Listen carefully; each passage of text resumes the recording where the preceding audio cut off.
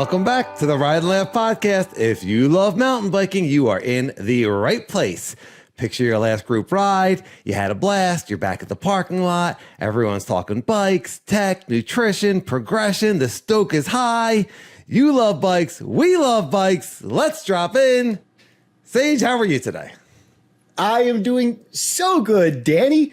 We hit 5,000 downloads in 5 months. Can you? I can't believe it, Danny. That's awesome. We just started in March. Can you believe that? Yeah. Thank you to everyone that's been listening and downloading and commenting and emailing and telling your friends about us. Super, super appreciate it. We're having so much fun recording this and having a community and having positive feedback. It's just really cool. We're going to keep going as long as people are going to enjoy it. And thank you, everybody. Yeah. You know, if there's things out there that you would like us to talk about, let us know. Put that in the comments as well, or send us an email. Absolutely. We have done topics based on rider feedback. I mean, a lot of our topics end up being something from the comments. And so if you're getting into the YouTube comments or the email comments, you know, obviously we read and respond to all those. If you haven't done that yet, then feel free to drop a line. Let us know what you think about the pod, or if you have a topic or any sort of feedback, rideandlaugh1@gmail.com or the YouTube comments. And but if you just have a question or just a topic, in fact, you know, we did have a question, Sage, directly to us, and that was from Nick Wall, 1609, in case there's more than one Nick out there that's listening. And he talked about he had a big trip to Kingdom Trails and was training constantly, and then after the trip, lost a bit of motivation, still riding 1 or 2 times a week, which I think is a lot, but that's great. Yeah. That's fantastic. But just doesn't have that same kind of motivation to get out and ride. And he was asking our opinion on that. What's your opinion on having a big trip and then coming back a little flat? Yeah, you know what? Our buddy Stick went through a little bit of that too, didn't he? He came back from Bentonville and kind of went into a little bit of a slump too. That's a tough one because, you know, we train really hard when a trip's coming up, you know, and so I can see that happening. You know, you come back from a trip and you're just like, you're exhausted mentally and physically. And, you know, how do you get back into the flow? That's a tricky one. Sometimes it's okay. Sometimes it's okay to give your body a little bit of a rest and give your body a little bit of a break. And the tough thing is, you know, how do you gauge how much break do you give yourself and what do you do to get back into it? And some of the things that I do is, you know, I'll start off slow. I'll start off really, really slow and I'll do a bunch of easy rides, things that I find interesting and fun. So, you know, for me, you know, a lot of my training is on the road bike. I don't find that fun. So in order to get myself back into it, I'll throw a single speed ride in there, you know, or a mountain bike ride, a local trail, but I'll keep it easy and I'll keep it fun. And that kind of gets the heart going again and get myself motivated. I use music a lot. We talked a little bit about music, but I use music to motivate myself. I don't know. What are the things that you do to get yourself jived back up for riding? Well, I think it's wholly normal to take a step back and rest a little bit, rest your body, take a week or two off-ish, depending on, you know, how you feel. And then just kind of slowly work your way back into it. And I think trying different places or riding different bikes, like you were saying, that makes a lot of sense. Doing recovery rides, doing zone 2 type of rides, shorter rides, easier rides, just getting the legs spinning. Yeah. Maybe working on a little bit of other fitness, but then also like starting to think like, okay, that was awesome. Where do I want to go next? And I know once you get something else on the calendar, now, all right, now you got another goal, you know, and we don't always have something on the calendar, but I feel like you and I are always like ready to just be like, okay, the universe is coming together. Everything's coming together. Dan's workload is getting light. Sage's work, it looks like he can do it. And all right, we are going away for a weekend, or we're going to a bike park, or we're going to go do, you know, this big ride. And so I feel like we're always kind of trying to be prepared for a day trip because that's just been part of our riding style. But I love having something on the calendar where you know that you got a trip coming up. Yeah. You know, a lot of times when we come back from these trips, Danny, we're exhausted, but there's also like a huge benefit. And again, this might be more for you and I, but listeners, let us know. Maybe this is something that you can relate to. But we came back from that Arizona trip or the New England trip, and suddenly like our progression game, right? Because you're riding different features. I've noticed my progression kind of like shot up a couple points. And so if you're challenging yourself on these trips, on these progressive mountain bike skills, that's another way to motivate yourself to get yourself back into training and riding. Because I know I came back, I took a little bit of a break, but I was excited to get back to Mount Penn and kind of apply all the things that I learned, to some of these features again. So that was a pretty cool plus. I think that's a great point. I've noticed that several times. The mountain bike trip destination kind of bump in progression that you get, and sometimes it only seems to last like 2 or 3 or 4 weeks, or maybe until your next fall. But to your next crash, we definitely have come back from places and been like, okay, this thing that was always really hard for me at my local trail now feels imminently easier, or just very doable. And maybe your confidence is just really high because you just ran, rode a whole bunch of crazy tech or cleared jumps that you hadn't done before, and so you're like, I want to take this to my spot now. I want to take these to my jumps and see how that feels. So that's a really good point. So let us know, Nick. Let us know how you're doing, and anyone, if you have, if you can commiserate with what Nick's saying as far as motivation after a destination, and we'll get more into destinations. That's something we definitely want to talk about soon. And but let us know, and how often are you getting out there? How often are you traveling? How many trips do you get on the calendar? Or is it races? Is it around a race? I know some people go out to Leadville and then they'll stay out there and do some riding or some hiking. It seems like if you're going to a destination race, then you may as well get some more rides in. But heck yeah. I digress. I wanted to, moving forward a little bit, I wanted to mention a correction. I don't know if you heard it, but this morning everyone has just listened to our number 26, I think. 6. Yeah. Can bikes and gear make you better? And did you notice when you were talking about cornering that you said that corners are like a pump track on their side? Yeah. Is that what you meant to say? Yeah. Berm turns are pump tracks on the side.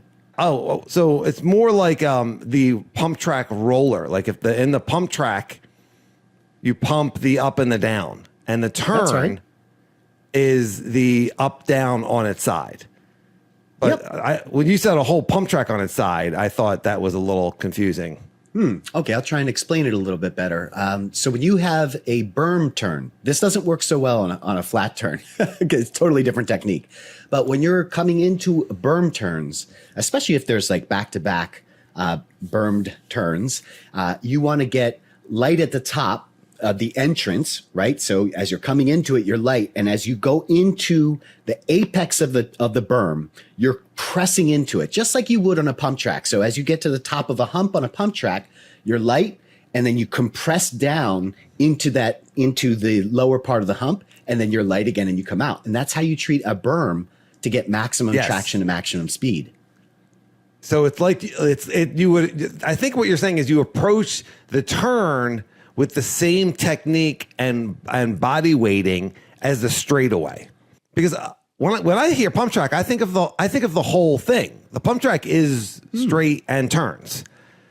So just turning a pump track on its side is a little bit confusing, but turning the straightaway pumps, getting light at the top of the apex and heavy at the bottom. Light and heavy, and you're not pedaling, right? That's the motion.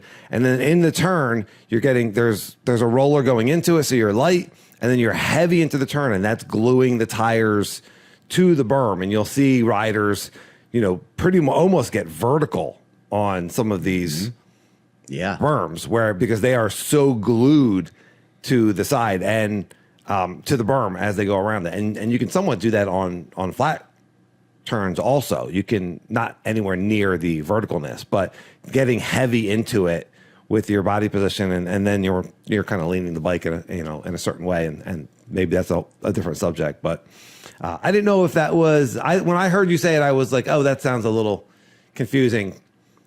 So just wanted to clarify that. So not a correction, because that is what you meant to say, but I still think you probably should have talked about like the turns or like the straightaways. Yeah, I didn't. In your mind, a pump track is what? When you say a pump track on the side, in your mind, is a pump track a straight line? No, I guess when I said pump track, I really just meant like the technique of that you would use on a pump track. So great catch on your part, because you're right. I didn't explain that part of it. When I say pump track, I just mean the techniques that you use in pump tracking, you can apply it to berms. And we could do a whole episode on turning alone, because the length of the berm makes a huge difference. The tighter they are, the more that you can pump into it. If you have a really long berm, obviously that technique's not going to work. I mean, you could pump into the front of it, but if it's like we've had some of these berms that are super long, you can't pump that. It's one of those where you have to ride it out. And you had mentioned things like pedaling. When you're first starting, you're going to probably pedal through the berm, especially if it's a very long one. But you really, like you said, you don't want to be pedaling. You want your pedals to be level. And if you're able to use that pumping technique, you should be able to go through the berms without pedaling. And the better you get, the less brake you're going to use. And that's another big annoyance that I have when you see those braking bumps. When you get to a bike park and you see all those braking bumps and if you don't know what a braking bump is, they're basically little divots in the berm, and they're just rattle the heck out of you. You're just like, it's like. So that's developed when someone is dragging their rear tire through the berm. That's correct. Right? And scraping the surface dirt off of the That's right. trail. Yeah. So either that happens for two reasons. Do not drag brake. Slow down. Do not drag brake, please. For the rest of us, if you're dragging brake, we talked about that in the episode where we were talking about scalping and the Scandinavian fleck and that whole sort of thing, and whether or not that was damaging the trail. And Logan, one of our local trail builders, was like, "Nah, I don't mind if people are doing that." So I don't know if that doesn't damage the trail as much or if it's just so cool. But if you're just dragging brake through the trail, just through a turn, I never understood it. I never understood why you would drag brake through a berm. Why not just slow down? Like why I don't understand why you would squeeze the rear tire enough to skid. What's funny? It's like you of all people should understand, because turning is scary. It's scary when you first get into it, because in order to do it, you have to lean that bike. And that's a really uncomfortable feeling. And so if you're a beginner, I'm imagining. I understand that. Not to cut you off, but totally to cut you off. But what I don't understand is skidding versus modulation. Oh, so right. I don't understand the benefit of skidding versus just slowing down. It's not the benefit. I think as a beginner, what happens is you feel like, oh, this might be the right speed, and you go into it and you're like, holy crap, I'm going way too fast. And then because you're a beginner, you're just grabbing a handful of brake, which, what are you doing, right? But, as a beginner, that's your first instinct, is to just grab brake and just kind of slow down. That's what I imagine is what's happening. And then the more that you get used to a trail, you start to learn, okay, this is the right speed going in. And if you were going too fast, rather than skidding, let's modulate. Right? Let's modulate the brakes. And what we mean by that is, instead of just grabbing a fistful of brake, lightly tapping the brakes, and that kind of modulates your speed instead of just, grinding to a halt, basically. So, squeezing. It'd be interesting. Gently squeezing, not clenching all the way. Yeah. So you think that the braking bumps are more beginner, or people that you think it's more of a improper braking technique than this is my technique for riding a berm. Yeah. Mostly. And again, this is all just guesses, because I've never actually seen anybody grab brake through a berm. But then again, we don't ride with beginners. It's usually you and I. So you and I don't drag brake through there. But if you look at where all the braking bumps are, they're not high, and they're not low. They're right in the middle of the berm. So, if you're a really skilled rider, you're probably riding these berms really high. You're not seeing braking bumps up there, right? You're seeing them right in the kind of the bottom. That is true. That middle. is one way to avoid braking bumps, is to go high. Don't take the sheeple line, as Lee McCormack would say. Yeah. Yes. Take a different line. That's really interesting. Ride and Laugh 1 at Gmail, YouTube comments. Where do braking bumps come from? What's going on here? A little bit of insight. What's your best guess, or do you actually know, or did you start off as when we were beginners, we didn't ride bike parks. So when we were squeezing brakes and braking, and we were also squeezing caliper brakes that probably didn't skid very well. I mean, it's just a different time. Yeah. Caliper brakes. Did you go through that? Yeah. You know what? I used to skid through berms, or I still do sometimes when I get scared. Or do you just have a guess or some insight? RNL S1 and YouTube comments, braking bumps. What's up with that? I think we got our title, Braking Bumps. What's up with that? What's up with that? Oh, boy. So many people are going to want to click on that subject. Oh, yeah. I've been wondering what's up with those. Yeah. I wonder if really that would annoying. Be. Maybe they are. They're so annoying. Yeah. Yeah. I totally agree. Yeah. Yeah. That's the number one reason I get hand pump. It's from those braking bumps because, you when you're doing a downhill park, you want a loose grip.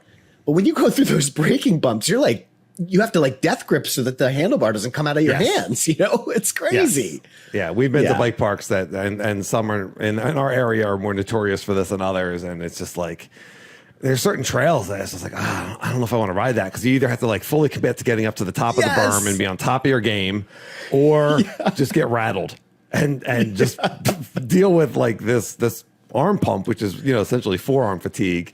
But it wears everything out. It shakes the bike and whatnot because you're pushing into it. You're actively trying to push as hard as you can into this berm. And now you have all these bumps in there where they just don't belong. So, anyways, didn't mean, I don't know how we ended up on a whole braking bump rant, but that was kind of interesting. I mean, that's what's up with that? It seems like I'm such a 90s, title, braking bumps. What's up with that? Yeah. The more you know. There's a whole SNL skit on that. What's up with that with Keenan? Oh, is there? Okay. Yeah. All right.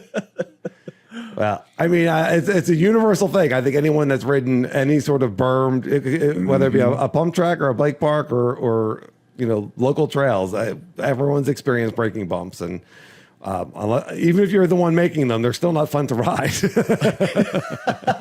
Yes. All right. Well, we are going to get into our comments unless you have any more suggestions on braking bumps or any more comments on braking bumps, sideways pump tracks and whatnot. Yeah, that's right. All right. Mm-hmm. All right. All right. So we are reviewing podcast number 25, Unlimited Stoke, the many benefits of e-mountain bikes, high vibes, and mountain bike jump repetition. This was our, I would say, second follow-up podcast after our e-bike experience, and it talked about all of the progression that we got on that, on riding those e-bikes for 3 days. And I want to get into some specific comments on the Ride and Laugh hot takes that you had out for that week, and that was e-bike police. Are you qualified to pass judgment about e-mountain bikes on the trail? Mm-hmm. And very interesting feedback from the RC Network, which is actually, I looked it up, it's the Radio Control Network, and it's a really popular network or channel on YouTube for remote control cars. And I was checking it out. It's pretty cool. I used to build remote control cars when many years ago in my younger days and race them, and it was really fun. So whoever's running the RC Network, thanks for listening and commenting, and clearly also a mountain biker, and brought up a couple points on the e-mountain bike. Where they were saying that no problem with e-bikes, with two exceptions. E-bikes on trails where they're not allowed. So just if that were to affect trail access, which I think is silly. Now that I've ridden them, I think they should probably be allowed everywhere. But that is a thing. I'll get your opinion on that. And number two was trail etiquette.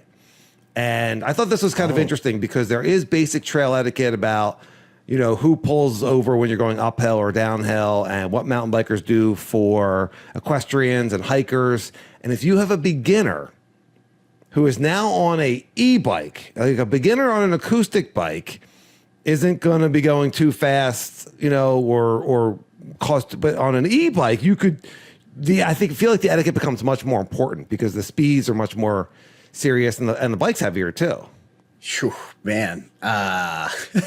Yeah, well, the etiquette is just such a hard one, Danny. I mean, it's your responsibility if you're a new rider to ask questions and figure out what those are. And we could do a whole podcast on trail etiquette, but you find out but just by riding, right? You just kind of find out by riding with other people. Like, I mean, I think I've read articles about it in Mountain Bike Action and that sort of thing. You know, there is agreed upon etiquette. And we could talk about that. I mean, I don't know if that would be an interesting pod, mountain bike etiquette. What's up with that? What's up? The question is, how does e-bike life change trail etiquette? And the reason why I'm asking this question is because one of the etiquettes is, when you're on a climb, you have the right of way. Is that still makes sense if you're on an e-bike? The reason why you have the right of way on a climb is because it's hard. So an analog bike is fighting to get up this. On an e-bike. It's point. Like, who cares? So do we need to revise the etiquettes for e-bikes? If I'm e-biking, well, I guess you could have I was going to say, if I'm e-biking up a hill and it's a fun downhill and someone's flowing down the hill and they're going to slow down because of me. And it doesn't matter because I'm on an e-bike. I would like to think that I would pull over and be like, yo, come on down. Keep coming. Yeah, I would too. I usually do anyway. Yeah. Except if you're in turbo mode, you might be flowing up that hill. You might be going faster. You might be having just as much fun. Flowing uphill. What's up with that? It's so true, Danny. We were going like 30 miles an hour up some of these climbs on that turbo, man. It was unbelievable. It really does change etiquette if people are jumping uphill. And and a horse is coming down or something like that. Like, be careful out there. Yeah. Now, regarding the first part of radio control statement, which is e-bike access, I think that anything that's going to harm bike access is not a good thing. I totally see his point, but I also see your point. That the fact that these restrictions still exist is actually ridiculous because the e-bike itself doesn't do more damage to the trails. And I think that was just a huge, when they first came out, I think that was just a huge misconception that, these are basically moto bikes, and they're just going to be ripping up the trails. And that's not really the case. They don't rip up the trail any more than a regular bike. And if you're going to say, well, it's the weight of the e-bike, I mean, you could just say that they're riders of all different weights. I only weigh, 140 pounds. If I'm riding an e-bike, that's only 20 pounds or more. You can't make that. I mean, there are plenty of riders that weigh much more than me without an e-bike, or with an e-bike. So that's a little bit ridiculous. So, I don't know, but I do agree that anything that's going to harm trail access, I'm not for. I want to see more mountain bikes on trails. Right. Yeah. Right. Yeah. You don't want to see trails taken away. That's a nightmare if you live in an area or you go to visit an area and they're closing down trails, or your favorite trails all of a sudden close down and there's people complaining about it. I agree. It must just be like these are old misconceptions that we also had about e-bikes for a long time, and that we slowly have, moved away from. And the bikes have gotten a lot better. They're not powerful enough to rip up trail. They don't really ride any differently than a regular bike, and they're not loud. I don't know, if you have like a forest area and you're saying, we don't want any vehicles in here. Well, they're not really. It's not like you're going to hear it. It's not like it's going to be scaring away wildlife or anything like that. It's not a motorcycle. Yeah. Yeah. My hubs are louder than on my analog bike than an e-bike. Yeah. Some of the creaks I have in some of my older bikes is louder than an e-bike. Yeah. All right, and then I would say probably comment of the week, and I'm hoping that this comes true on the hot take. Highland Mountain Bike Park has a top secret jump trail that only Dan knows about, and that was the very funny, very embarrassing story of me confusing NE trail, New England style trail, with any trail.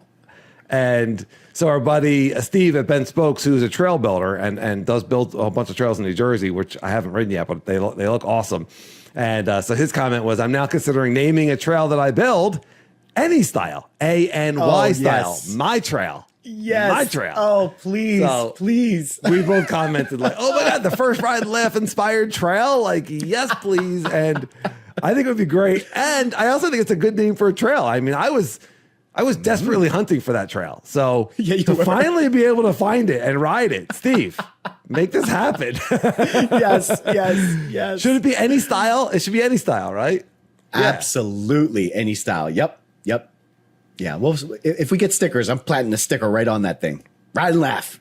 Oh man, so funny. All right. And then we got some comments from older pods, which people are finding us and going back. And so if you're just listening to one or two, go back and download from the beginning. I think they're all really good. You can kind of get the evolution of the Ride and Laugh duo as we get better at this. But Darren Lutz was telling us on Do We Need Advanced Mountain Bike Features on the Trail, which is episode 20. And he was commenting on how he gets into a flow state, that getting into flow on tech is more rewarding, but it's kind of easier, more zen-like to get into it on flow trails. And I can understand that. What do you think? Easier to get into tech flow or flow? I think I'm the wrong person to answer this question because I don't need to warm up at all. I can jump right from the parking lot right into tech and I'm ready to go. Like I don't know. So, but there is a different kind of flow. I'll agree to that. That there is a different kind of flow from what you get on a smoother trail versus slow speed tech. And, is there a different adjustment that we make to get into that? I don't know. Again, I might be the wrong person to be asking about. What about you? I think it's easier to get into a flow state on flow trails. I mean, they're called flow trails for a reason. It's designed that that the bike is going to move in a natural way, and you don't need to use your brakes a lot, and maybe you're hitting a little bit of air here or there, or if there are jumps in the trail. I do think that is easier to get. That's a good way to warm up or to get into a flow state, and it's fun. But I think that if you get that confidence going, and maybe you go flow state to tech, but if you get that confidence going in tech, where you're flowing over these like gnarly obstacles and you're navigating steeps and skinnies and rock bridges and you're using your whole body, which you're doing on flow also, but in tech, like you're really working the bike. That flow state to me is so rewarding. It's so fun. And so, I mean, you and I both love tech. We both love that feeling. So, I think flow trails are great to get into flow, but there's something special about being in flow when you're in tech. And if you're in tech and you're not in flow, it's not very much fun. And that's where people are like, I don't like riding tech. You have to be able to let go enough and relax enough and trust yourself enough to get into that flow. So that's could be a very interesting topic. We could do a whole kind of a podcast on that, on the difference of how to get into flow state, which we've done. If you're newer to the pod, you can go back and look. I forget which number it was, but we definitely have done flow state visualization. Yeah. Well, Sage knows. Yeah. He's got every podcast is memorized. You can just go ask him any question. If you see him on the trail, 2 or 3, just be like, it's early. In episode number 7 at minute 33, you mentioned something about breaking bumps. Could you what's up with elaborate a little bit? Yeah. What did you mean with what's up with that? Sideways pump track. What's up with that? What's up with that? T9 on your suspension. What's up with that? What's up with that? Oh, no, you didn't. Oh, no, you didn't. I know we had a couple listeners here heard about that T9. I was like, no, he didn't. I know a paper towel. What's up with that? What's up with that? Yeah. No, he didn't. Yeah. I know he didn't just put a paper towel in that stanchion. Yeah. Mm-hmm. Well, if you ever expect to have Kashima coating on that fork, you better get some fork lube, That's some right, suspension lube. All right, man. So this is the weekly reminder and weekly gratitude. Thank you for listening. And if you're listening and you are on a podcast player, please go in and give us a 5-star review, however that's possible. Mm-hmm. And if you're listening on the YouTube, then please give us a thumbs up, like, and subscribe. And that really helps the pod get out there. Of course, tell your friends about us. If you're listening on your Apple Podcast player, you can actually go in and leave a review. So you can leave us 5 stars. If you like the podcast, we're getting 5 stars. and then you can actually leave a review. And so I am reading the reviews, and some of them are really cool. And so for now, we are going to have our Apple Podcast review of the week.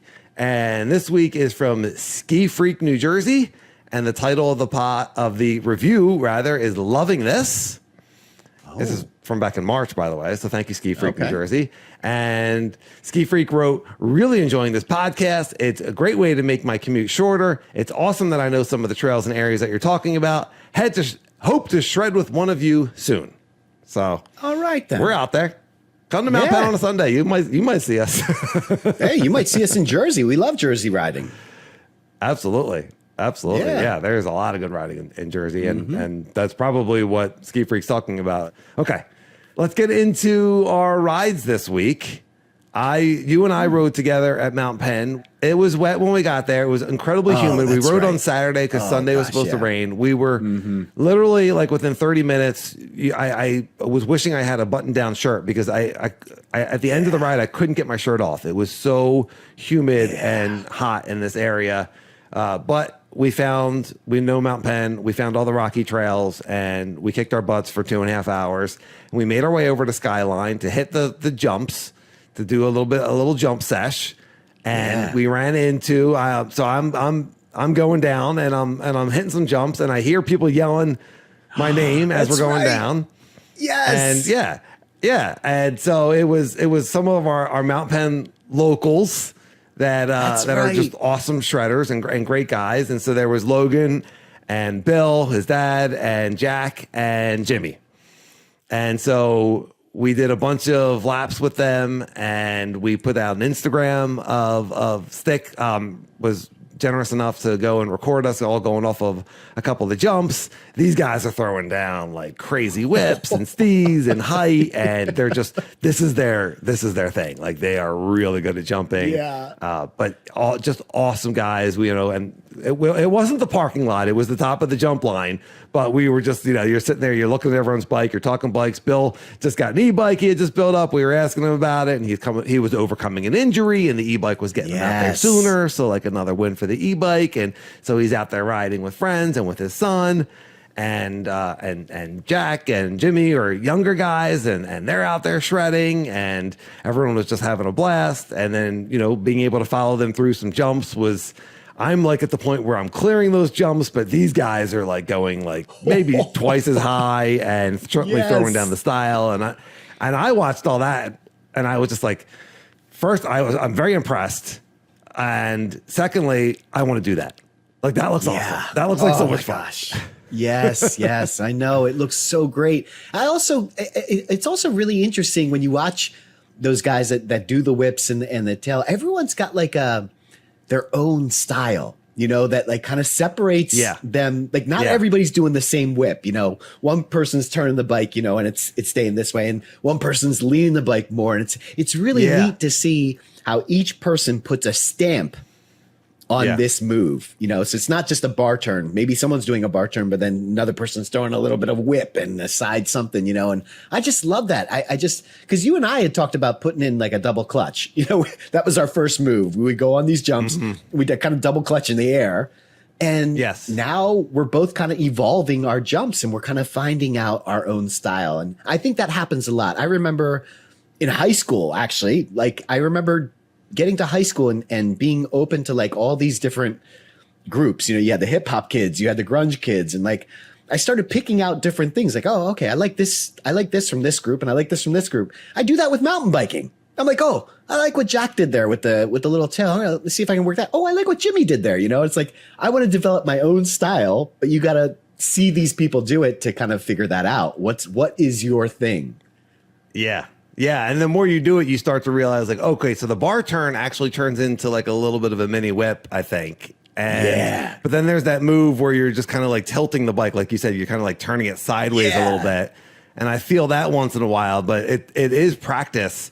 And going back to Josh at Slanted Ground, who's continuing to put out really cool content, and he talks about something that you talk about all the time, which is practice your bar turns on small jumps, really on small. He said rollers, like things that aren't, these rollers are really used to pump for speed, but you can get a little bit of air off of them. And when you do that, you want to be practicing a little bar turn. And you talk about that all the time. You talk about practicing your bar turn on anything that you can get air on, so you feel safe while you're doing it, right?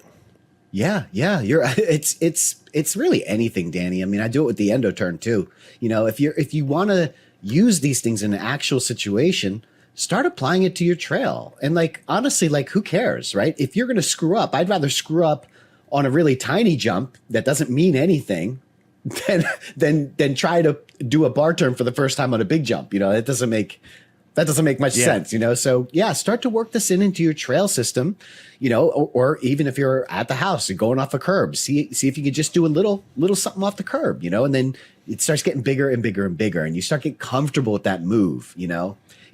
Danny, the biggest issue is time and space. You know, it's hard for our brains to comprehend how much time you have in space. So when you get off that jump, you feel like, oh my God, like, you know, this is over so quickly, or gosh, I'm in the air for so long, you know? And it's like, can I get a full turn in? And sometimes I feel like, oh, I'm not going to have enough time. But the minute that you get off the jump, I actually find that I have plenty of time to turn that bar and then get it straight again before I land. But you don't think that way. You know, I should ask you, how did you feel when you first tried the bar turn? Did you feel like, oh, am I going to be able to get my bar straight again before I hit the landing? Like, what was going through your head? Yeah, no, it's a really good point, and I don't think that way.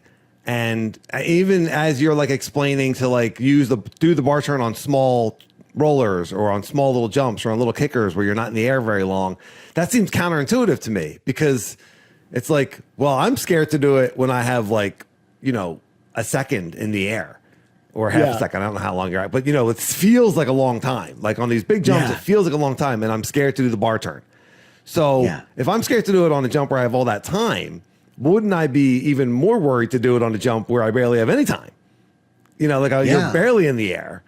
However, I do think when we were riding on Sunday, you were actually yelling out, bar turn, bar turn, bar turn. At like every little spot where you could get your front wheel off the ground, you were like, bar turn. And you were saying, hey, I'm telling you when I'm doing this. And so, which I appreciated. That was cool. And so I did throw a couple in there, and it's not scary because you're not in the air very long, but you're not very high either. So that's right. However, I feel like when I go off the bike park jumps, I'm so worried. I'm still enough of a beginner that I'm so worried about landing safely that as soon as I'm in the air, the only thing I'm focusing on is landing safely. Yeah. I'm not like, okay, what do I want to do when I'm up here? You know, and when you had the e-bike, you were already unlocking that. You were already like comfortable with landing. And so your bar, and you've been practicing this bar turn thing, you know, on little jumps. So I got to do that. I'm going to do that. That sounds like a good way to unlock that skill. But I think when I get up in the air and I'm on these bigger jumps, I'm so focused on committing and staying in the middle of the bike and staying centered and getting a nice arc and catching backside and then not squeezing brake on the next jump, and that I just don't know that I have like the mental bandwidth to add in, okay, now turn your bar like significantly. And whereas just doing the little hitch in the air, just pushing the bars down and up in the air is something that I've been doing for a while. So I'm very comfortable with that. Yeah. And it actually brings me to my next point. Unless you wanted to elaborate on what I just said, I have a question for the audience that I've been meaning to ask. The only thing that I would add is one of the things that I thought when I first got into mountain biking and I started seeing these big jumps is when I saw these people do these moves, I literally thought it was just a look at me, you know, like a kind of a show off thing. And I now realize there's actually a purpose to it. You know, it's actually to suck up that time and space because you are in the air for so long. And so if you give yourself something to do, it preoccupies your brain. So we had talked last week about using music, right, to kind of fill up your brain space so you're not thinking about other things. In a sense, when you're adding a bar turn or a whip, it's getting your mind off of the jump and you're giving your brain something to do. So you're not just in the air like, oh, this is nice. This is really, you hit that panic moment. You're in the air like, oh my God. When you give your brain something to do, it really does help. And so I just wanted to add that it's not just a steezy thing to do. Oh, look at this guy's showboating or this lady's showboating, No, it actually helps. It actually helps with the jumping, I thought. Well, two comments. First off, I don't think it's showboating. I think it's cool. I think it's awesome. Like I agree. I mean, like if you can throw in a cool whip or a bar turn or any sort of move off of a jump, it looks awesome. So I don't think it's showboating. I just think it's cool. And if it is showboating, then that's style. It's part of mountain biking. Man. Yeah, I mean, I never I've never seen someone do a whip and be like showboat. Like I've never. Showboat. Now, I've also never actually thought of anybody as a showboat. Like that's not a word I've ever used unless I went to that literal showboat casino in New Jersey, which is not even there anymore. That's a showboat. That's a showboat. Yes. That's so funny. I could just see somebody going off a jump and people yelling, showboat. Yeah. Yeah. It was like 1930. You're going off. You know what? If you're going off a jump and you're on one of those bikes that's got the big giant front wheel and a little tiny back wheel, and you're doing a whip, a penny-farthing, showboat away. Showboat away. A penny-farthing. What are they called? Do you know the name of that bike? There's a name for those bikes. It's a penny-farthing. Yeah, Penny-farthing. Yeah. All right, Ride and Laugh One at Gmail or like in the comments, let us know if you've done any jumps on Penny-farthings. I haven't even seen Sam Pilgrim do that. I mean, that might be, that guy will jump anything, but I've never seen him jump a Penny-farthing. Yeah, we'll have to look that up. Well, you're not going to see these old guys on penny-farthings on trails anytime soon. So, my other comment was you were talking about using the whip or the bar turn or the movement in the air or something to occupy the mind, which I 100% agree with. Like anything that you can do to stay in that flow state instead of going to a panic state, right? Right. But I think there's also a stabilization factor. I mean, for me, the hitch actually helps me move the bike in the air. When I do the little hitch, the little giddy up, it helps me move the bike in the air a little bit. And so it feels like it gives me a little bit of control over the arc. And so, moving in the air, and instead of just like the dead sailor, which is a term for people that are jumping, dead sailor term means that you're jumping and you're too far, usually too far up. I guess you're too far back. You just don't arc right, and we've explained it before, but it's you're just kind of like the jump is owning you. You're not owning the jump, and so I think when you move in the air, that you can use it as that becomes a stabilizer. That it's a good idea to do something in the air, and we've actually talked about that, like that. And we've seen that. I've seen that on these YouTube videos, and this is where I would love some feedback for my own edification. Ride and Laugh One at Gmail or in the comments. What do you do in the air, and how important is that? Because that's where I find myself now, where I'm in the air, and do I want to be doing a bar turn or some sort of move or the hitch? So the next level of jumping, we talk so much about how to jump and how to jump safely, but then the next level, okay, I'm getting over these jumps, but I'm just kind of like not doing anything in the air, So if you're boosting and you're getting higher, what's the best thing to do? Is it a bar turn? Is it some sort of other movement? What people that are comfortable jumping, let me know. Ride and Laugh One at Gmail, comment in the YouTube. I'm not the person you should be asking, and you're not. But the next thing that I want to work on is actually not hitting the jump straight. And I think when I watch like Jack, Jimmy, and Logan and Bill, when I watch those guys, they're not hitting the jump straight on, and they're actually coming into it and putting a slight little curve, almost not a letter C, not that much of a curve, but like a slight bend to it. And I think that allows them to get a little bit more movement in their bike. So I think that's the thing that I want to work on next. Yeah. So that's probably the thing that I want to work on next. On how to whip videos, that's what I've seen. Is you come in at a little bit of an angle. A little bit of a So that's the thing that I want to work on next. Yeah. Well, I've said this before in previous pods. Like right now, I'm firmly in the zone of like I just want to be comfortably and safely clearing these things and then throwing style in later. Sounds awesome, and I want to be able to do that. But is throwing style in actually part of how to really become a good jumper? Do they go hand in hand? Yeah, I'm trying to do both at the same time. I don't know if that's a good thing. That's a great question. Is that a good thing? But it's helped me. It makes it more enjoyable, and it adds another element of because I'm so scared of jumps. So the more I can do to kind of stop thinking about it, the better it's been for me. I don't know though, but I'd be curious to see what other people think. All right. RideLife1 at Gmail, YouTube comments. Let us know what to do in the air, what you do in the air, what you recommend. If you're in a similar situation as us, commiserate, let us know. So we appreciate all the feedback. Well, we were going to get into more destinations, and I feel like we have once again gotten into the weeds on our amazing listener comments and feedback, and that has generated the podcast subject. What's up with that? And do you, so far we've talked about our top destinations. I know both of us have done some research on this, not nearly enough because there's so many awesome places to ride around the world. Yeah. Should we throw out another place that you've been thinking of, or you want to save it for next pod? I'm kind of straddling the fence here.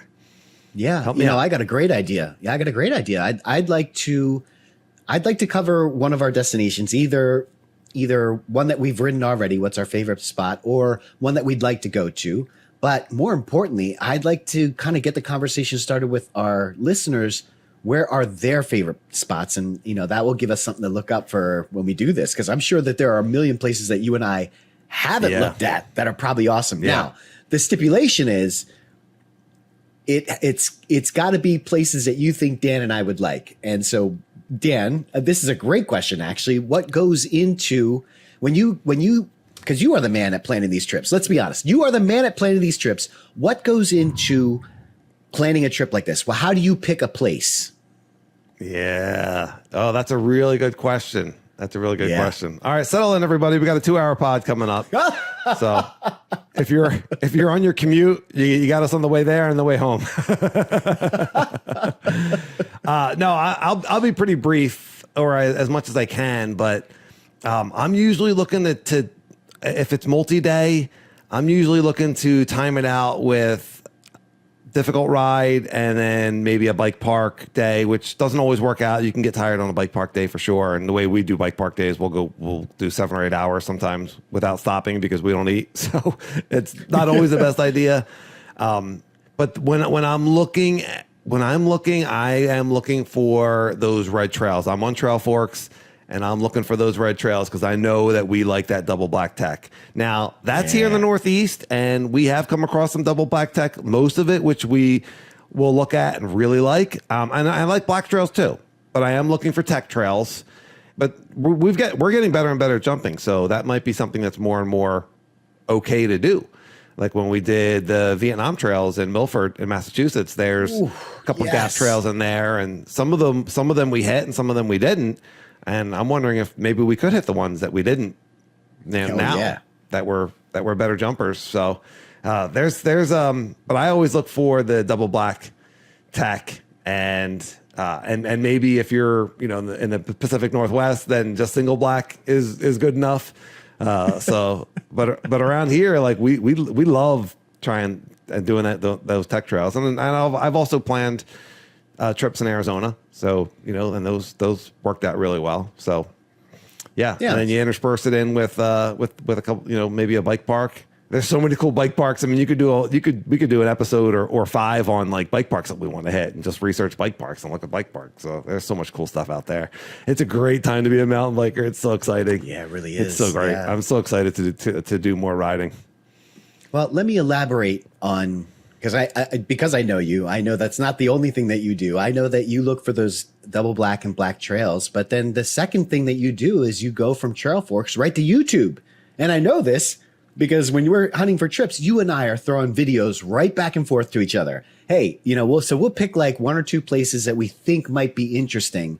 And then boom, we're going into YouTube, typing in those trail names, and you and I are going back and forth. Yo, did you see this one? Hey, did you see this one? Or we might be like, yeah, this one seemed kind of lame.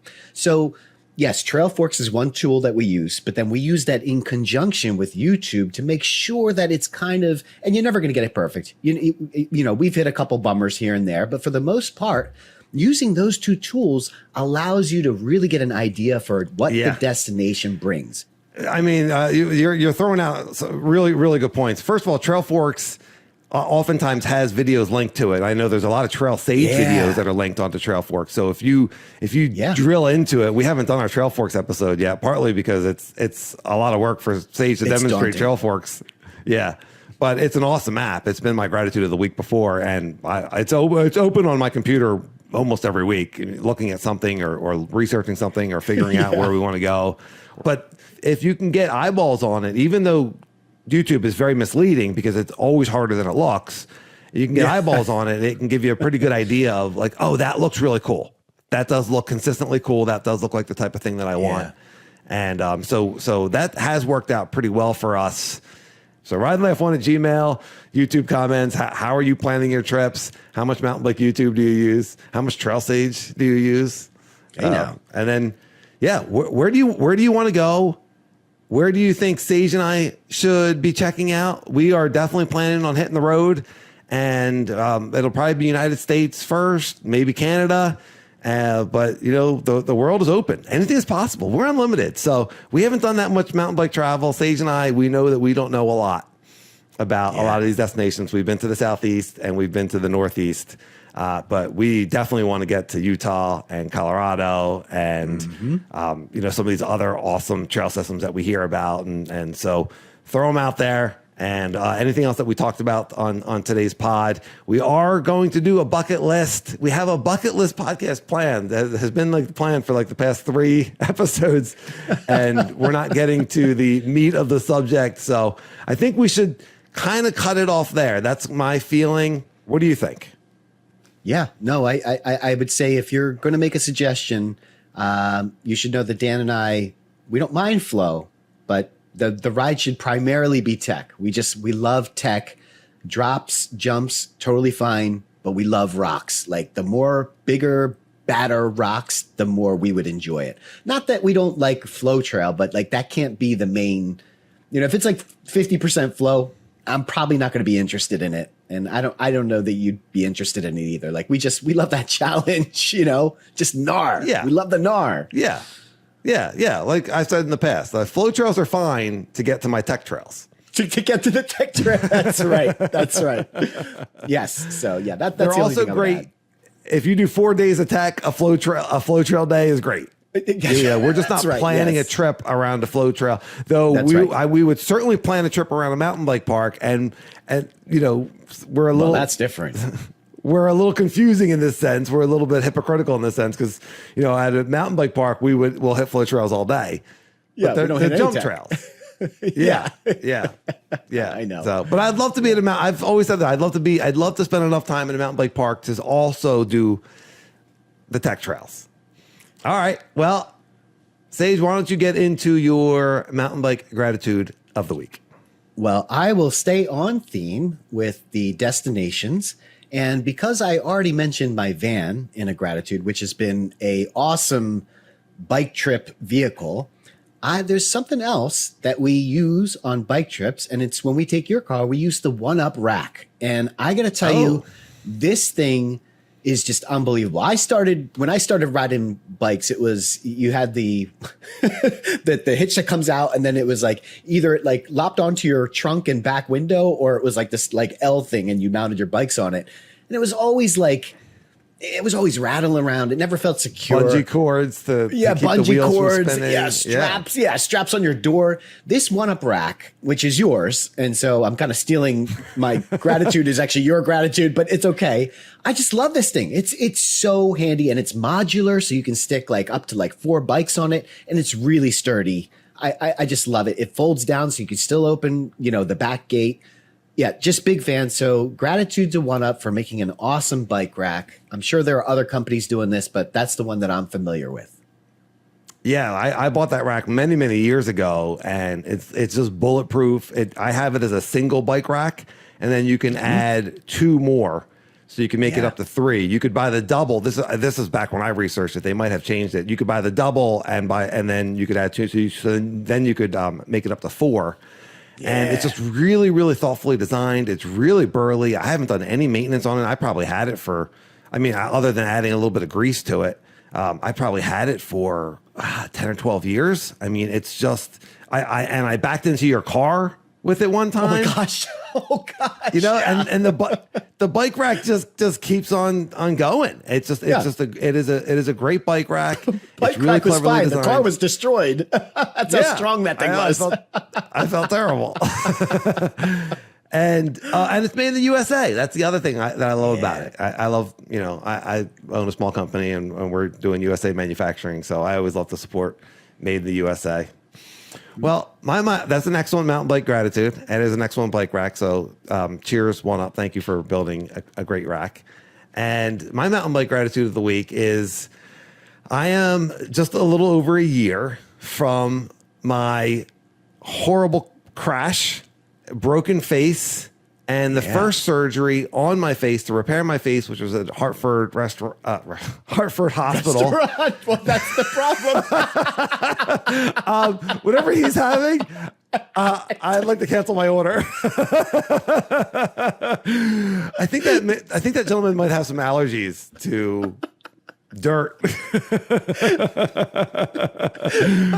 I'll tell you what, the Hartford Hospital was not a restaurant. I fasted for 6 days in that place. I didn't eat a single thing of food until my wife bought me some yogurt. All right, so oh my God, it's been a year. Sorry. This is no laughing matter. To a restaurant. Kind of is. All right, it's been a year since I broke my jaw. It was, and then I'm not going to get into the whole story, but I broke it and it got repaired with screws and bolts, and then it got infected and I needed a second surgery, and they cleaned all that stuff out, and then there was a really, really bad infection, and I had to go to infectious disease. So specifically, as I was sitting in the doctor's office, my jaw doctor, and I had several, but the jaw doctor who really saved my face, who really knew what he was doing, who really like just guided me and was my guardian angel in fixing this thing, was Dr. Foote. Oddly enough, Dr. Foote is a jaw doctor, but nonetheless, he didn't go the easy route. He didn't say, I'm going to become a foot doctor. I'm going to be a podiatrist just because of my name. No, he followed his passion. And he went to dental school, and then he became a oral surgeon. That's a lot of school. It's a lot of school. And so Dr. Foote and his staff, and then my infectious disease doctor, Dr. Koenig, who was just awesome. I was on antibiotics for 6 months. But she just wanted to make sure that all these like nasty bugs that were, you know, had gotten into my bone were out. And at the end of a year, I am healed. I am released. I saw Dr. Foote last week, and I'm done. And there's just been so many people that helped me through this healing process, including the doctors in Hartford were fantastic. But it was an unbelievable, transformative experience. I don't wish it on anybody, and I'm not happy that it happened, but I learned a tremendous amount from it. It really made me into a different person and a better person, I think. It gave me a lot to reflect on. And so I was reflecting on just how much I appreciated the excellent work of Dr. Foote and Dr. Koenig. So that's my mountain bike gratitude of the week. Thank you for putting this broken egg back together again. And here I am, mountain biking and sending it and loving life, and just so appreciative that you know, we're still talking bikes, and I'm still doing what I love, and all the love and support of my friends and family and my doctors, all of them, but especially Dr. Foote, Dr. Koenig. So thank you very much. Gratitude. Well, I will add big shout out to the EMS team that got you off that mountain. Yes. To the restaurant. To the restaurant. I don't remember them. I don't remember them because I was concussed, but it was kind of rude to go to the restaurant. Like, well, I just need to get a burger first, and then we'll get them over to the hospital. This doesn't look too bad. Hey, Bob, you want to stop at the Hartford restaurant before we hit the ER? Yeah. I could use a burrito. That sounds good. He's out cold. This guy's not going to remember anything.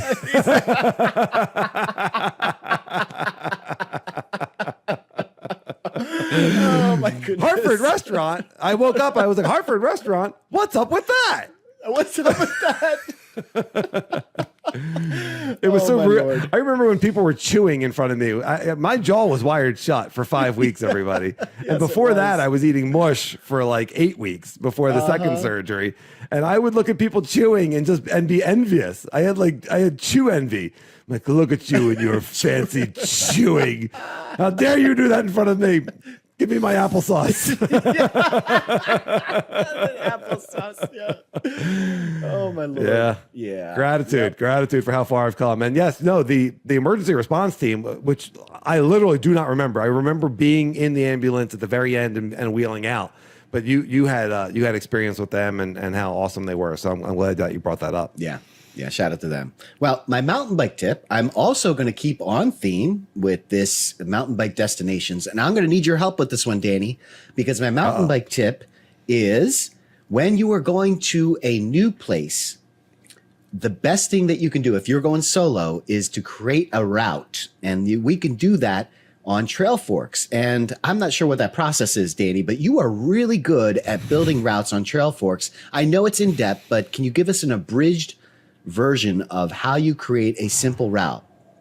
And I'll start you off because I think what you do is you find a loop, right? You find a loop that looks interesting, that's been ridden a lot, right?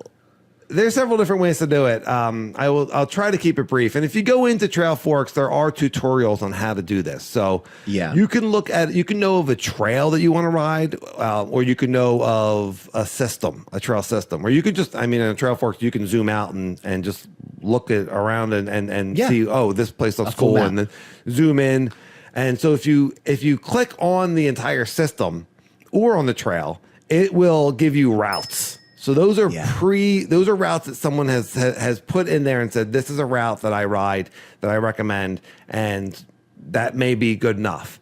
Or you can go into the trail itself. That's right. Then go into ride log. And then you can sort it from distance and time and trail and all sorts of things. And then you start going through, and I would open up like 5 or 6 of those in different tabs. That's it. And then you just go through and you look at these ride logs, and you start being, oh, everyone's hitting this trail going this direction. And I see 3 or 4 people are all doing that. So there's a lot of ways that you can kind of break that down. But if you're saying like, okay, I know we want like 2.5 hours of ride time, and we want to be able to hit these 3 or 4 trails. So that's what I'll do. I'll start getting a feel for it of what other people are doing. If I can just lift one of those rides, you can just download one of those rides, one of those routes. That's the key. Yeah. 9 times out of 10, I will look at those and start getting a feel for the direction of the trail and which trails I want to hit and which trails I want to link together. And then I will create my own trail. And so if you go into Trailforks and to create a trail or to create a route, there's a tutorial on how to do that. And that's really probably a different podcast on exactly how to do it. That's different. But then you download the ride to your computer, and then you can send it to your device and upload it onto your device, and there it is on your Garmin or your Wahoo or whatever you're using. But yeah, it's awesome, and being able to do that has unlocked being able to go to new trail systems that we don't know without a guide and without having to use a map. We talked about that a while ago in some of our earlier pods about we used to be out there with maps. Yeah, I know, it's crazy. Yeah. I know. Mm-hmm. Well, that is really good. And yeah, I think that the point that stuck out to me as you were talking about that was just like finding trails that you want to hit, and then see if you can find a route that includes those trails. And if it's just one trail, or it's usually 1 or 2 that you want to hit, find a route that includes those 2, and then somehow lift that and put it onto your computer. It's been really handy. Dan, you have been unbelievable at putting these rides together. I can't remember a total flop ride. Like I don't think that has ever happened. Usually when you put together a ride, it's solid. So thank you very much. Great mountain bike tip. And yeah, buddy. It's fun. And mountain bike travel, the fact that travel is part of mountain biking, we'll get more into this later, but it's just so cool. So I'm really excited to hit lots of places that we've already been, but also new places. It's just mountain biking is the best. So, well, if you're still listening, you know that mountain biking is the best because you love mountain biking. You love riding bikes, and you love talking about bikes. You are definitely one of us. So please rate and subscribe on your podcast player. Give us a 5-star review. Rate and subscribe on the YouTube player. We very much appreciate it on YouTube. Feel free to throw us a comment. And have a great week, everybody. Ride and laugh. I'll see you, everyone.